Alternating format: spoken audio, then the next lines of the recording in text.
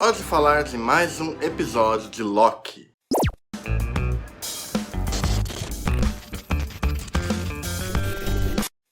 Bom dia, boa tarde e boa noite. Está começando mais um Cine Tavão e eu sou o Tavão, mais uma vez aqui para falar de Loki. E como já sabem, as reviews aqui têm spoilers, então se não viu o episódio, vai lá, assista e depois cola aqui para ouvir o que eu achei do episódio da temporada. Da semana, no caso, né? Da semana e da temporada. Eu tô louco, porque esse episódio foi muito louco. Então, vambora para comentar sobre o que aconteceu e se tiveram acertos, tiveram erros, o que rolou no episódio 5 de Loki dessa primeira temporada. Aqui a gente tem esse encontro de Lokis, né? Porque o Loki encontra com o Kid Loki, o Loki clássico, o Loki orgulhoso e o Loki jacaré, que já ganhou totalmente a internet. Toda a internet já amou ele. Eu particularmente amei todos, eles são incríveis e provavelmente eu vou querer algum boneco deles no futuro.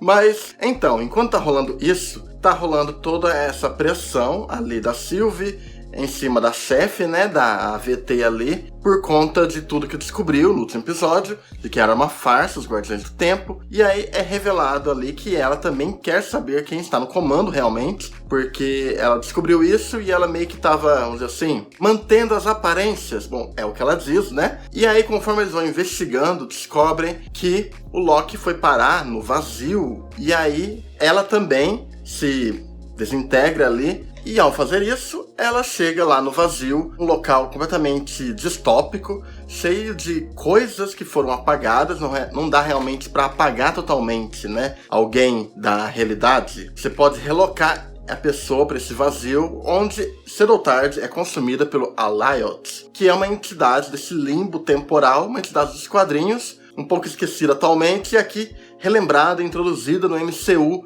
É como um grande cão de guarda desse lugar, desse limbo temporal, né? Quase como se fosse um tipo de purgatório, onde diversas variantes foram colocadas ali, todo tipo de elemento de teorias da conspiração que sumiu de dados históricos está lá. E aí a gente tem a Sylvie cruzando com o Wilson, né, o Mobius ali, e ao mesmo tempo tem o Loki tentando entender esses outros Lokis. Esses outros Lokis são completamente diferentes dele, né, mas que trazem a ele lembranças de quem ele já foi e de coisas que ele já quis. E aí que a gente percebe algumas questões ali, né? A gente tem esse Old Loki, o clássico Loki, né, interpretado pelo Richard Grant, maravilhoso. Ele é maravilhoso ali no papel. Você percebe que ele é um Loki que já foi maquiavélico, mas que ele progrediu e ele mudou. E ele tem até saudades do Thor e de Asgard. E eu acho isso muito legal, porque por mais que ele seja um Loki aproximado do que é o clássico, do Jack Kirby, Stan Lee, ele demonstra uma evolução, meio que para fazer um paralelo, né, com o nosso próprio Loki ali, do Tom Hiddleston, o Loki principal aqui, do MCU agora, né? Tem também o Kid Loki, que ele matou o Thor no mundo dele, e todos ali agem como se esse fosse um reino dele. E eles estão ali apenas sobrevivendo, eles não têm nenhuma intenção de mudar as coisas. Então o episódio vai seguindo com essas atrapalhadas aventuras de Loki e com a Sylvie, junto do Mobius, né, tentando achar o Loki, tentando descobrir o que há por trás desse vazio. É um episódio bem divertido, que ele pega um pouco da veia do episódio 3, uma veia mais de uma aventura procedural, mesmo que tenha uma ligação com a trama, que é em descobrir o que há por trás disso. É uma grande desventura em série, que tá rolando ali com os personagens, e onde um tromba em um elemento maluco atrás do outro, até que eles se deparam ali com o Loki presidente, que não era uma versão do Loki principal aqui da série, que se torna esse Loki presidente. É uma referência aos quadrinhos, ao Volt Loki, um arco dos quadrinhos. E eu achei legal, porque quando vi aquele elemento do trailer, eu pensava, a série vai ter um monte de desventuras, ele vai se tornar isso. Mas conforme a série estava progredindo, o personagem do Loki estava construindo um arco muito interessante, dramático e profundo para esse personagem, eu percebi que ia destoar, ia ser um retrocesso para ele se ele se tornasse esse Loki presidente àquela altura do campeonato. Então achei interessante ser uma variante, mas que também é interpretado pelo Tom Hiddleston, permitindo com que o Tom Hiddleston atue com o Tom Hiddleston. E isso é maravilhoso. É muito incrível isso. E é uma cena muito engraçada também, muito nonsense, e que brinca com essas possibilidades malucas que a série tem. Também ajuda a confirmar todo o potencial da série, um potencial que a gente já tinha visto no episódio 3, e aqui eu acho que se confirma ainda mais pela escala de absurdo que os cenários, os personagens trazem aqui. Eu quero realmente muitas e muitas temporadas depois dessa de Loki. Faça, Marvel, faça. Eu verei todas. Provavelmente irei comentar todos aqui no canal. Eu dedicaria a minha vida a acompanhar o Loki. Porque esse é um personagem muito bom, realmente. Eu gostei de como eles estão trabalhando ele aqui. Tá uma construção bem interessante, diferente, mas eu acho que eu encontro um certo paralelo com coisas que foram feitas com o Loki nos quadrinhos, como na fase do All-Winging, que é a fase do Loki, agente de Asgard, que coloca ele como um novo tipo de personagem ali e propõe uma nova personalidade pra ele. Que eu não acho errado, porque ele se mantém com seus elementos, seu estilo e com todo o senso de humor que foi trazido ao personagem recentemente. Eu acho que ele ainda tem muito a oferecer e ele estar num cenário muito curioso e muito carismático me deixa muito empolgado em ver cada vez mais desse Loki. O episódio também, ele trabalha muito bem esses diferentes personagens, todos em conjunto, a química deles é muito boa, assim como a química da Sylvie com o Mobius. É estranho, mas ela meio que conseguiu se mesclar muito bem com esses diversos personagens e com o próprio ritmo da série. Ela é um personagem muito legal, apesar que eu tenho umas considerações sobre esse romance. Eu gosto, eu até shippo um pouco, né, o romance da Sylvie com o nosso Loki, mas eu acho que seria melhor para os personagens que isso terminasse de maneira trágica, ou que o próprio Loki fizesse um ato em prol dela e permitisse com que ela tivesse seu próprio caminho e ele seguisse o seu. Eu não vejo um final bonito para os dois, eu realmente não queria. Eu acho que a série, os personagens vão ganhar muito mais com uma decisão arriscada no final. Enquanto o outro episódio, ele focava muito em elementos, assim, quadrinhos, elementos do cinema, né? Tinha muito de Mágico de Oz. Esse aqui, eu acho que tem muitos elementos de narrativas, de controle de narrativa, de controle de roteiro, né? Que o nosso Waldron tem, né? Que ele tinha ali no Rick and Morty. Lembra muito aspectos de um episódio de Rick and Morty. Eu achei bem legal isso. Trabalha muito bem essas questões aqui. E após diversas confusões bizarras entre esses variados Lokis, nesse limbo temporal, todos os personagens se encontram ali, né? O Mobius, a Sylvie, e eles precisam se unir para lutar por algo em comum, para descobrir o que há por trás disso. O Mobius quer, de alguma forma, salvar as pessoas que não sabem que são variantes, né? Na AVT, na TVA, né? E a Sylvie quer respostas de tudo, e o Loki também está determinado a encontrar essas respostas junto da Sylvie, e acaba conseguindo convencer e apelar para o espírito dos outros Lokis que estão ali com ele, né? Toda essa gangue ali que está ali junto dele. Porém, eles têm que passar pelo Alliot, e é preciso usar magia e é preciso distrair ele. O Loki, né, ele acaba ganhando uma espada, né, do Kid Loki. Depois, no meio de toda a situação, eles não estão conseguindo lidar, né, com essa entidade. Clássico Loki. Cara, esse personagem é foda. Tem um dos momentos mais épicos do MCU até hoje. Onde no meio de toda uma magia verde que ele faz, aquele figurino breguíssimo e clássico, ele recria Asgard inteira com sua magia. E ele rindo, ele sorrindo, fazendo tudo aquilo, se tornando a distração perfeita para o Alliot, para que Loki e Sylvie possam seguir adiante com o objetivo deles.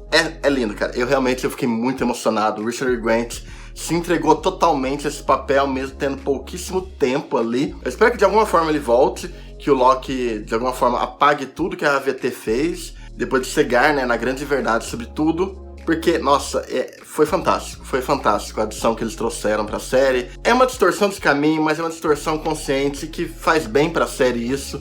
Dá um respiro, você se diverte com essas desventuras, com essas atrapalhadas, né, que ocorrem no caminho.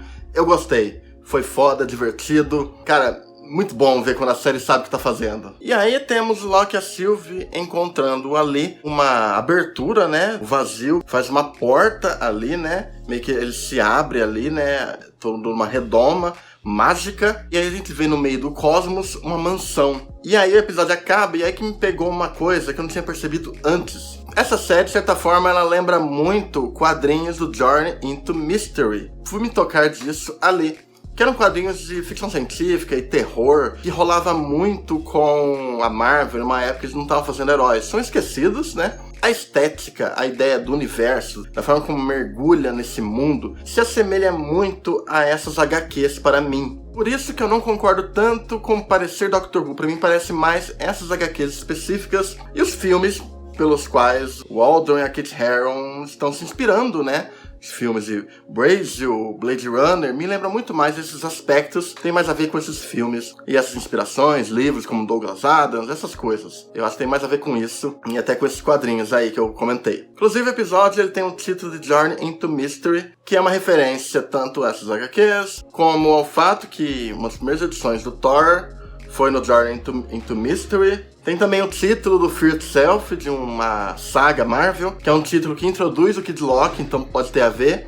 Aliás, esse episódio é cheio de referências, easter eggs. Você vai encontrar em um canto da tela o Thor Sapo, você vai encontrar o helicóptero do Thanos. Sim, meus amigos, o helicóptero do Thanos. E sim, o Thanos teve um helicóptero nos quadrinhos. É exatamente igual ao que é mostrado nos quadrinhos. Eu acho que o roteiro da série tá constantemente rindo de teorias de fãs. E eu acho isso bom, porque é uma brincadeira divertida, mostra que realmente a série não se leva tão a sério, e eu acho que nem precisa. Eu acho que isso é um problema, se levar tão a sério. É uma série que sim, brinca com estética, brinca com o universo, mas que não gosta de ser tão levada a sério assim. Ela está sempre quebrando as suas expectativas e o que você espera do que vai acontecer. É um recurso muito válido para a série e para qualquer tipo de história no geral. O episódio também tem outros momentos bem interessantes que eu deixei passar aqui, mas eu gosto muito da despedida do Mobius e do Loki.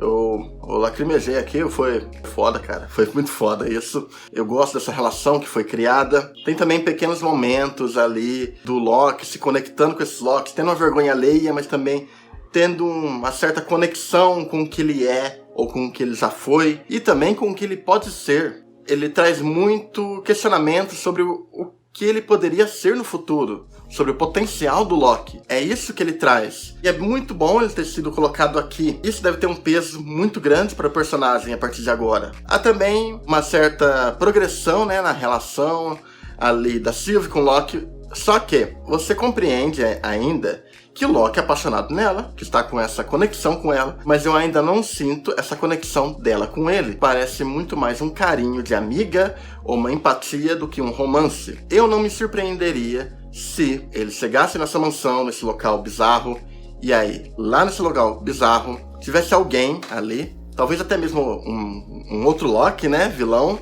e aí esse alguém, esse personagem, falasse que o Loki fez tudo por ela e ela nem retribui seu amor. Eu pensei nisso, na questão de frustrar um pouco o vilão rir da cara do Loki no final. Eu pensei muito nessa questão do Loki ser um tanto frustrado ali no final e do vilão rir da sua cara. Porém, não dá pra sabermos ainda o que vai rolar. Eu chutaria que vai ser uma coisa um tanto boba, um tanto ridícula, para dar a impressão de que muitas pessoas sofreram e perderam coisas, perderam sua vida, né, por algo banal e bobo. Isso daria um peso e um contraponto bem interessante às motivações fortes dos personagens, se deparando com uma realidade improvável. E eu também chuto que vai ter sim, próxima temporada. Eu tô sentindo que esse é só o primeiro passo da jornada do Loki, mas ainda teremos muito mais no futuro. Então esse foi um ótimo episódio.